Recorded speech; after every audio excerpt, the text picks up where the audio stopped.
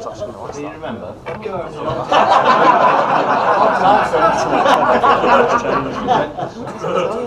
Yeah, I was talking. We were just in the Richmond before the game, which was really nice, and we got on talking about old times.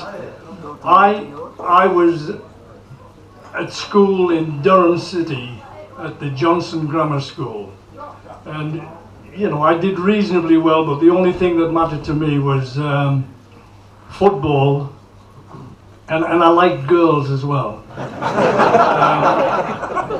But the football was the most important thing, and of course what happens, you know, I find one day where Sunderland have made an approach to the amateur club that I was playing and said they'd like to take me. So of course I went down there, absolutely delighted. It had been my boyhood club, and Billy was of course a prominent member in the first team there, and I was only a kid and I was playing in the youth team and the reserves and doing quite well, but nowhere near approaching the first team. One Wednesday afternoon, and this is gospel truth, one Wednesday afternoon I'm in a chemistry class. I hated chemistry, I didn't know anything about it, and I wasn't very good at it. But I was in this chemistry class, and there's a knock on the door. The guy who is headmaster of the school, and to this day I'll remember his name and will never forget it, it was J.J. Eglishaw. He had the black robe and the mortar hat and so on. Came to the chemistry room, knocked on the door, opened the door and said, "Can I see Spence?" So I thought, what have I done? So I've done something. Comes out and takes me into the corridor and he says, "I've had a phone call from Sunderland Football Club. They want you to play for them tonight." So I said, "They want me to play for them tonight?" He said, "Yeah, who are they playing?" So I said, "Oh, I know they're playing Juventus." So he said, "Who are they?"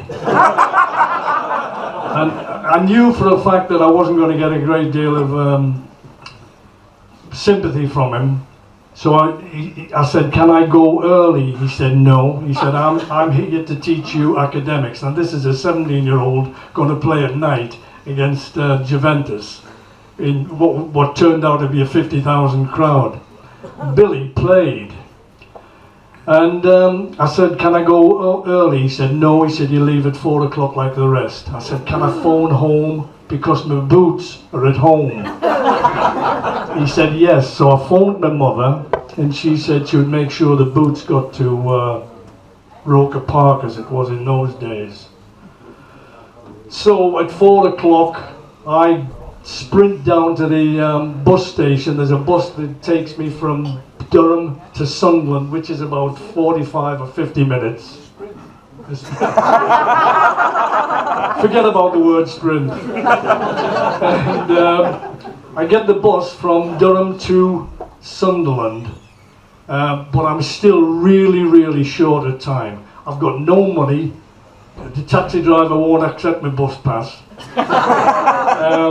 So of course I speak to the first taxi driver, and forgive me if you're trying to imagine this.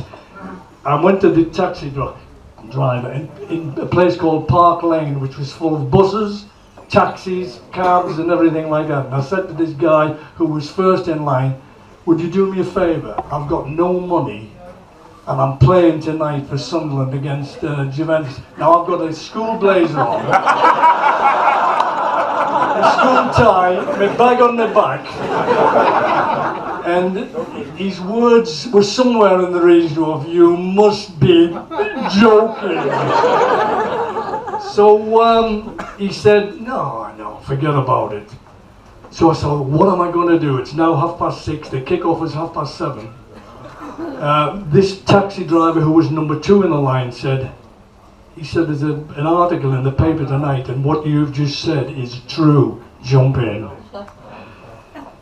So he took me to Roker Park. I got there, went, and to this day I can remember, I said, "If you'll wait, I'll just go up and get you the money from the secretary." He gave me £1. And that's what I paid the guy. And played against Juventus, John Charles was centre forward for them.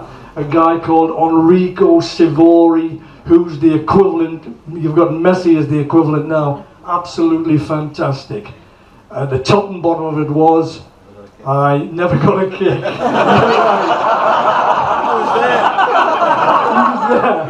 You're absolutely right. And at the end of the game, Alan Brown, who was the manager, said, how do you think you did? And I said, I thought I did okay. He said, how many shots at goal did you have? I said, none. He said, exactly. So I thought that was me finished. The following Saturday, things got worse. I was picked to play as a 17-year-old schoolboy for Sunderland. The game was played at Blackpool. It was first division as it was in those days, 1957. And the Blackpool forward line, I think, was Matthews, Taylor, Mortensen, Bill Perry, Jury. We were really, really unlucky. We lost 7-0.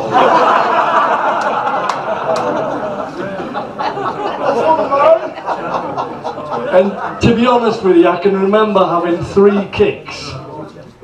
And the funny part, before I put this down, the funny part is, whilst I was teaching at Wellfield in Leyland, beginning of the term, all the new kids are coming in, all the little 7-year-olds, all beautifully, 11-year-olds, all beautifully dressed. And I just started this lesson, and this little girl said, Mr. Spence, do you know Roy Gratrix?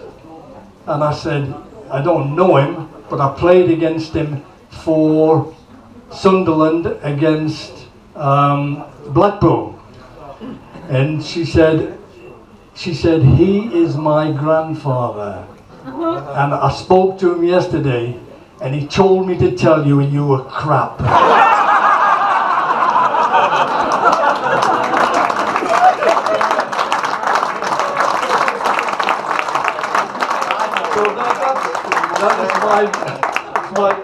That's my gospel truth.